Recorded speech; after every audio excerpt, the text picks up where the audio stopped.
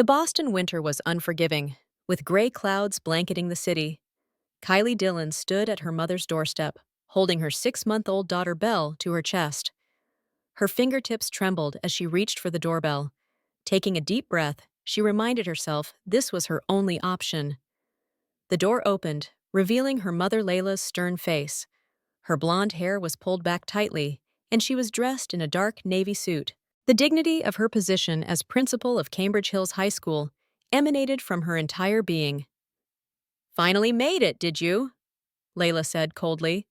"Chloe is preparing dinner. Put your bags over there." There was no warmth in her words, no embrace. It was like welcoming an unwanted guest. Kylie followed her mother inside. "Kylie's here," Layla called toward the kitchen. Her sister Chloe appeared, wearing an apron. She had perfectly styled hair and makeup, and was dressed in what looked like an expensive cashmere sweater. Her eyes moved from Kylie to Belle, and a slight expression of disgust flickered across her face. "What, the baby's here too?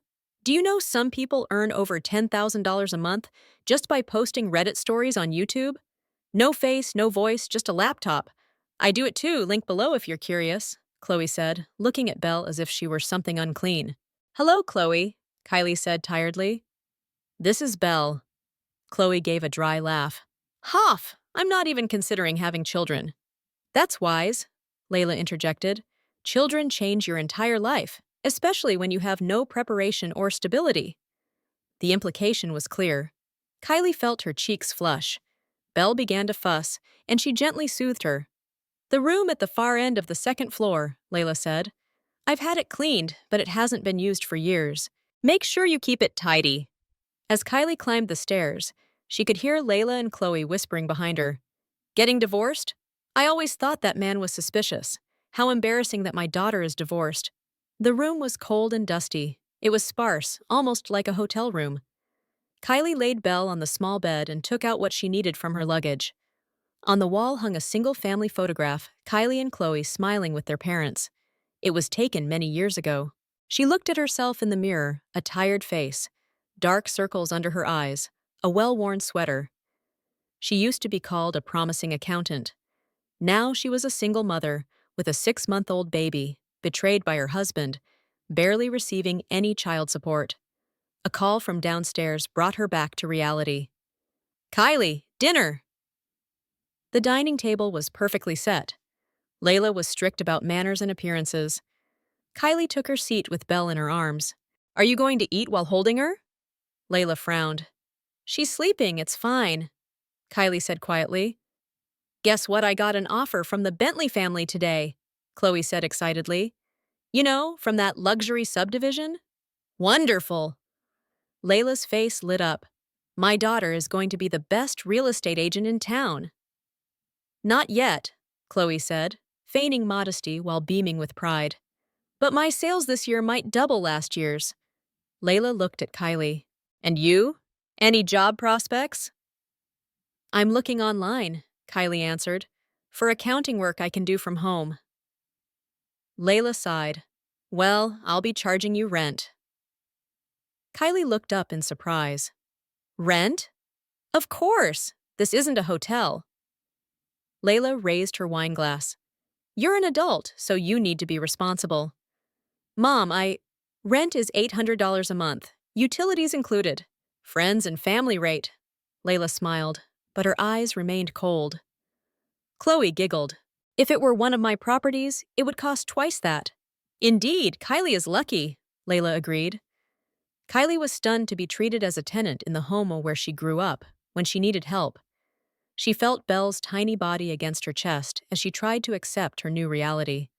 "Fine," she said quietly. "I'll pay."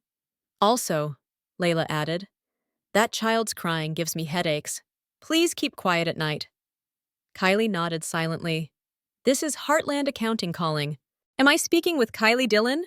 The woman's voice on the phone made Kylie instinctively straighten her back. After 3 weeks of job hunting, she finally had a positive response. "Yes, this is Kylie. Regarding your recent interview, we'd like to hire you 3 days a week in the office, with the remainder as remote work." Joy welled up inside her. Finally, a step forward. "Thank you," When can I start? Next Monday would be fine. You'll be in the office 3 days a week from 9 to 5. As soon as she hung up, a new problem crossed her mind. What to do about Belle? Kylie opened her laptop and searched for local daycare centers. They were all expensive, barely manageable, even with her new salary. But she had no choice. She headed to the living room, where Layla was reading. Mom, I found a job. Layla looked up from her book. Well, congratulations. There was no warmth in her voice. I'll need to be at the office 3 days a week. Could you watch Belle just for those times? Layla closed her book and removed her glasses. Surely you're joking. I have a career. I hold an important position as principal. I don't have time to clean up after you. But Mom, Layla's voice was cold and firm. This is the life you chose. Take care of your own consequences. Chloe poked her head out from the kitchen. What's going on? Oh, babysitting talk? Sorry, I'm terrible with children. Plus, I'd hate it if that child made a mess in my room. Kylie took a deep breath, swallowing her anger and sadness to maintain her composure. All right, I'll figure it out myself. That night, she spent hours searching online for local childcare facilities. Finally, she found a small daycare run by a local church. The next day, with Belle in her arms, she was greeted by a warm, smiling woman in her mid-50s. I'm Shawn Wilson, she introduced herself, shaking Kylie's hand. And this must be little Belle I've heard about. My, what a beautiful child she is. Shawn kindly explained everything, and the fees were within her budget. It will be a joy to look after this little one, Shawn smiled. Bring her tomorrow. Her first day at work went smoothly. Her boss, Nancy Morris, a 40-year-old veteran accountant, was understanding and supportive of Kylie's situation. I raised a child on my own too. It's tough, but you'll get through it, she said. But when she returned home, reality was waiting for her. It's 6 o'clock already? Layla stood in the entryway with her arms crossed. I told you, dinner is at 5:30.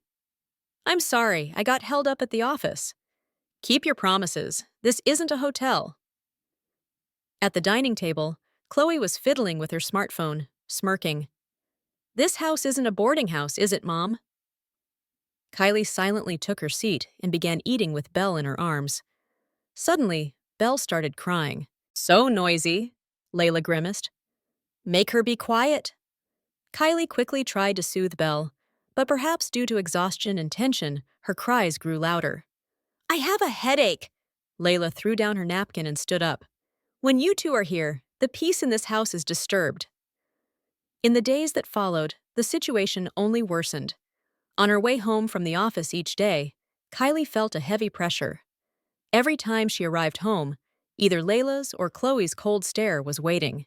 The night before payday, Kylie was checking her wallet after putting Belle to sleep. Rent, daycare fees, living expenses. When she calculated everything, very little remained. Then, without knocking, Layla entered her room. Tomorrow is payday, she said matter-of-factly. I've decided to raise the rent. Kylie looked up in surprise. Raise it by how much? 12,200. The upkeep of this house is expensive. Mom, that's impossible with my current salary. After daycare fees. Then leave! Layla's voice was cold, and her eyes showed no emotion. Honestly, having you both here is an inconvenience. Kylie was speechless. Was this the true face of her mother? Were her warm memories just an illusion? Fine, she finally said. I'll manage to pay somehow.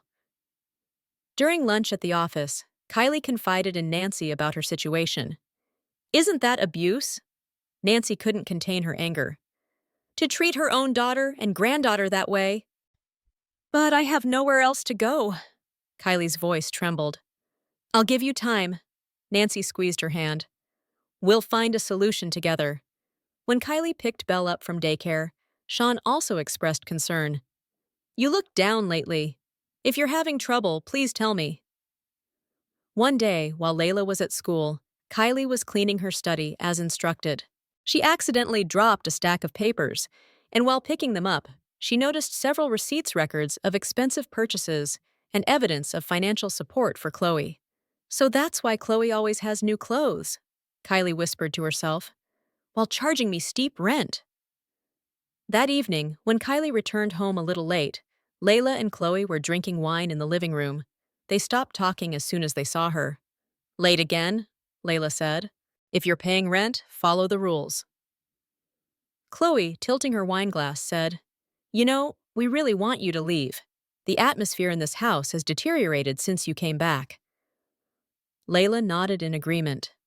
Yes, my life has been ruined since you returned. Kylie felt acutely that she was being treated as a nuisance by her own mother and sister. Silently, she headed to her room and quietly closed the door. Friday evening, as Kylie returned from work, an unusual aroma filled the house, the rich scent of roast beef and herbs. As she entered, Layla appeared in an apron with a rare smile on her face. "Oh, you're back," Layla said in a brighter voice than usual. "You're early today." Kylie hesitantly took off her coat. "I went to pick Belle up from daycare early. She seemed a bit feverish." "I see." Layla's expression clouded momentarily. "Well, anyway, we're having a special dinner tonight. Be at the table by 6. As Kylie was about to go upstairs, Layla added in a low voice, "And a colleague of mine is coming over today. I've told her you're a friend of my daughter. You understand, right?" Lost for words, Kylie nodded silently. Her mother's words left a dull pain in her chest. Was her existence embarrassing? Did she not want to acknowledge her as her daughter? Entering her room, Belle began to fuss in her small bed. Placing a hand on her forehead, Kylie confirmed she had a slight fever. She gave her some fever reducer and gently rubbed her back. "Mommy's angel, please be patient just for today. Tomorrow, we'll have plenty of time just for us." As Kylie descended the stairs after changing, the doorbell rang. Layla hurried to answer it, and Chloe appeared. She was wearing a more glamorous dress than usual, with perfect makeup. "Finally ready," Chloe whispered. "Mrs. Fisher is an important guest for Mom. We need to make a good impression." The door opened, and a woman with a stern impression entered. Margaret Fisher, the vice principal of Cambridge Hills High School. "Margaret, welcome!" Layla greeted her with a full smile. Kylie was so unaccustomed to seeing that smile that she doubted her own eyes for a moment. "Layla, thank you for the invitation," Margaret responded politely. "What a lovely aroma." "Just a modest dinner." Layla was humble, yet proud. "This is my daughter Chloe." And she turned to Kylie. "My daughter's friend, Kylie. She's staying with us for a while." Kylie maintained a neutral expression and bowed slightly. "Nice to meet you." "Kylie is an accountant," Chloe said brightly. "But she's taking a break right now." Only Kylie caught the subtle sarcasm in those words. The dining table was lavishly set with expensive dishes they rarely used.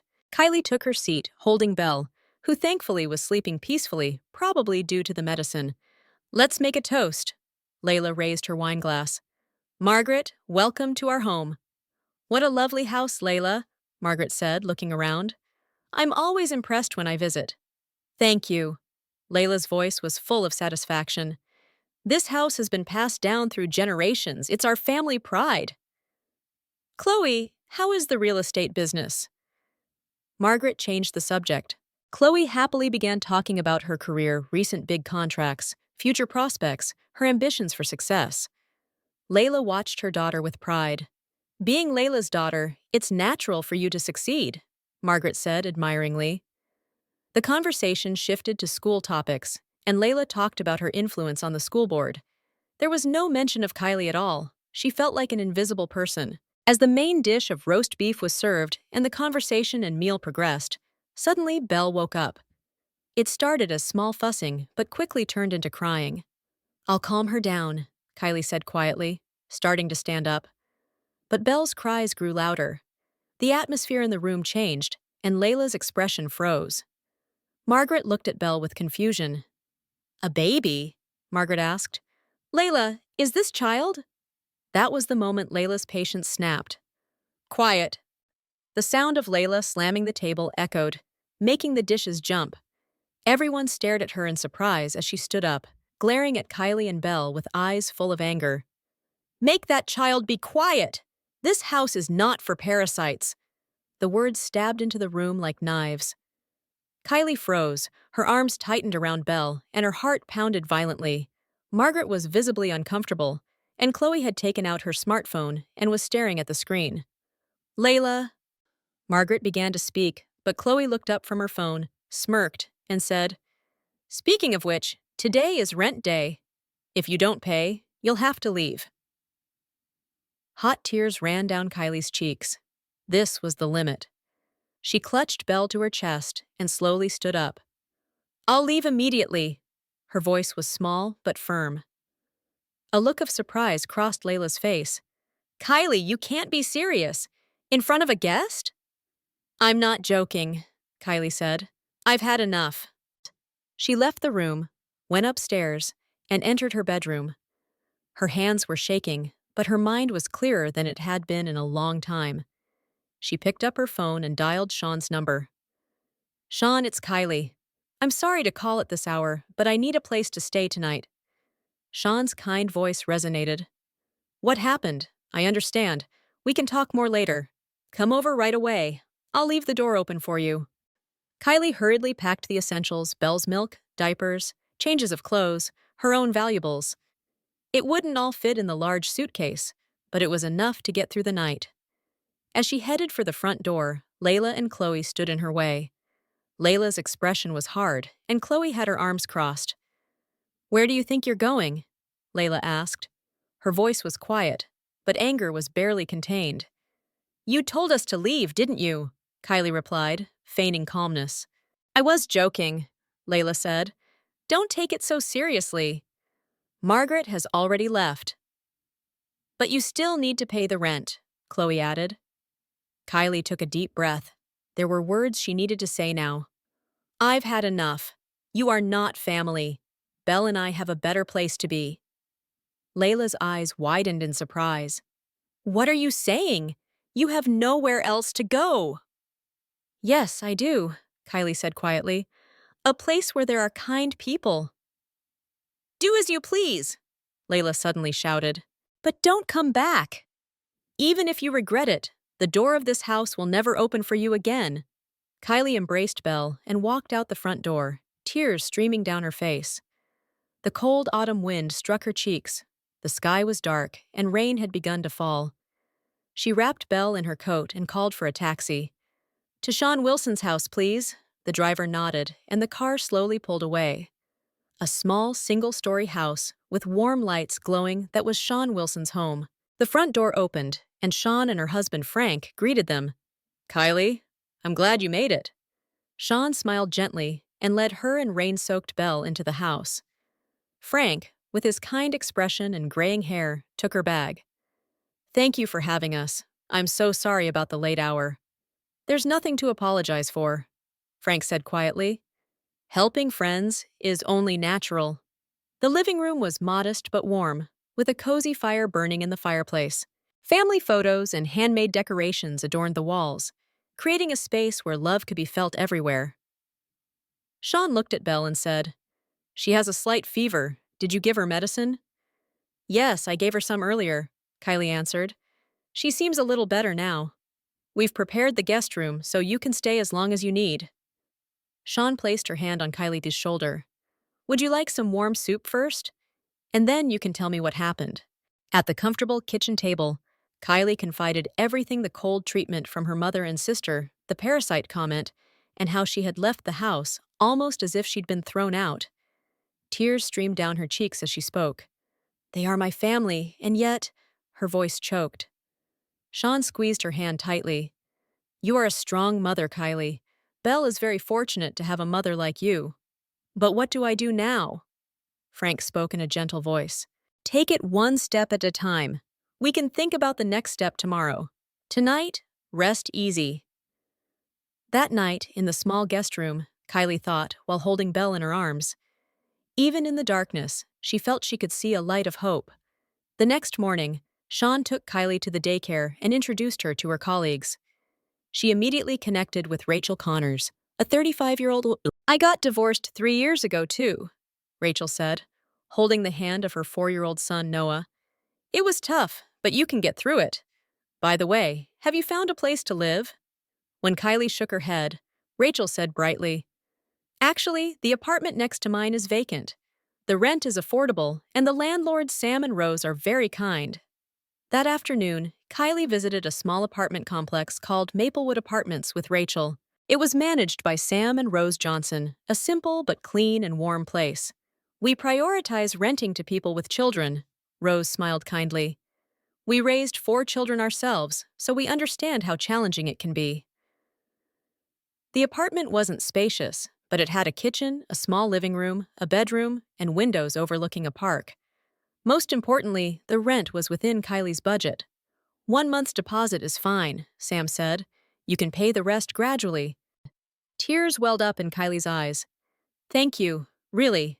Sam gently patted her shoulder. We're all in this together. The world runs on mutual help. At the office, Nancy took action as soon as she heard about Kylie's situation. That's near my neighborhood, she said with surprise. If Maplewood is your new home, it's close to my house too. Let me know if you need anything, and I'll introduce you to a parenting support group. Over the weekend, Kylie moved from Sean's house to her new apartment. She didn't have many belongings, but Sean gave her unused furniture. Frank contributed a handmade bookshelf. Nancy brought children's clothes, and Rachel offered toys. Everyone brought some kind of gift. This is my new beginning, Kylie thought, standing by the small window, holding Belle. The next 6 months, Kylie's life began to take shape. At daycare, Belle thrived, and Sean doted on her as a second grandmother. At work, Kylie's abilities were recognized, and she even received a small promotion. Her work-from-home days increased, allowing her more time with Belle. The landlords, Sam and Rose, occasionally watched Belle, and Rose said, She's like our grandchild. Rachel became her best friend, and on weekends, they took their children to the park together. At the community center's parenting support group, she made many friends and built relationships where they helped each other.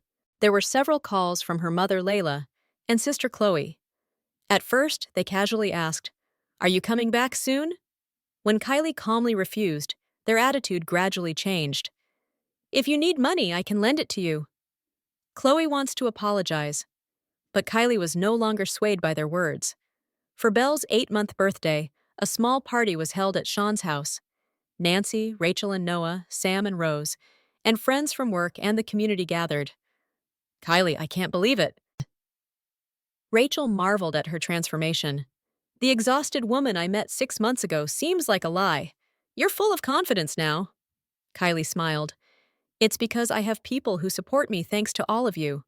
No, Sean said quietly. It's your own strength. We just lent a helping hand. A toast, Frank raised his glass, to Kylie and Belle's health and happiness. The room was filled with warm smiles and laughter. Belle was excited, surrounded by love. Kylie felt her heart overflow. Perhaps this was the true form of family bonds of mutual care and support, rather than blood ties. On the way home, Sam and Rose drove them. When they arrived at the apartment, Rose handed Kylie a small box. A present for Belle, she said. Open it. Inside the box was a small, silver, star-shaped locket pendant. I gave the same to my daughters, Rose explained gently. You put a picture of someone important inside. Thank you. Kylie was at a loss for words. Really, family is something you can choose, Sam said quietly. Blood ties are important, but bonds of the heart are stronger. That night, after putting Belle to bed, Kylie sat by the window and looked up at the starry sky. Her cell phone rang, displaying an unknown number. She answered cautiously, and it was from the local hospital. Is this Kylie Dillon? Layla Jenkins has been admitted, and your contact was listed as her emergency contact. Kylie caught her breath. Complex emotions raced through her heart. What happened? She asked quietly. A stroke. Her condition is stable, but could you come right away? After hanging up, Kylie sat motionless for a while. Eventually, she called Sean. Sean, there's something I need your help with. The hospital corridor felt long. Kylie walked forward, preparing herself mentally. From the parent who had driven her to tears 6 months ago, Now came a call for her. Outside the intensive care unit, she met Chloe. Her sister looked visibly worn out, with dark circles of fatigue under her eyes. There were no expensive brand name clothes, no perfect makeup, just a tired woman standing there. "Kylie, you came?"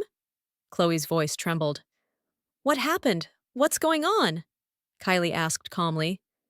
"Mom collapsed. A stroke." Suddenly, Chloe's words faltered. "The doctor says she'll recover, but she'll need care." Tears welled up in Chloe's eyes. "There's a mortgage on the house, and payments are behind. I can't handle it alone." This confession was unimaginable coming from her once haughty sister. Kylie nodded silently and entered the hospital room. Layla, who had once been full of dignity, lay in the hospital bed. She looked small, weak, and fragile. As Kylie approached, Layla's eyes opened. "Kylie!" she called in a hoarse voice. "You came!" On Layla's discharge day, Kylie consulted with Sean, Sam and Rose, Nancy and Rachel. Everyone listened to her story and offered advice. When Kylie said, "I can't abandon my birth mother," Sean took her hand. "I support your decision. Tell me what you need." Kylie and Belle visited her childhood home. The house was in disarray, and Chloe was exhausted. "Are you going to help?" Chloe asked anxiously. "I'll help with Layla's care, but I won't live here," Kylie answered calmly but firmly. "I now have an apartment, a job, and a new family, but alone, I can't," Chloe began, but Kylie said, "My new family will help," and introduced them to Sean and the others. Layla seemed surprised by her daughter's transformation. "You came back," she said. "Because we're family," Kylie replied, but added, "But our relationship has changed." In the days that followed, Kylie created a care schedule and asked Chloe to share the responsibilities. Sam and Rose helped repair Layla's house, and Sean was kind to Layla while watching Belle. Friends from the community center also lent a helping hand. Layla gradually recovered and began to feel surprise and gratitude for the existence of Kylie's new family. "To be so kind, I don't understand." "This is what real family is, Mom," Kylie said quietly. Supporting and respecting each other. 6 months later, Layla's condition had stabilized. Chloe had begun to change too, becoming more responsible. One day, Layla took Kylie's hand. "I'm so sorry for driving you away." Tears glistened in her eyes. Then, smiling toward Belle, she asked, "Can she call me Grandma?" For Belle's first birthday, everyone gathered birth family and chosen family. Chloe said, "I want to change too," and began volunteering at the community center. Layla retired as principal, saying, "I've been taught what's truly important in life." Kylie stood in the garden, looking at the gathered people. Blood ties alone do not make a family. She now had 2 families, and that was something to celebrate. Karma? She smiled. But perhaps it's a cycle of love and growth, not hatred. Belle reached out to her with a bright smile, calling, "Mama!" Kylie took that small hand and began walking toward the future.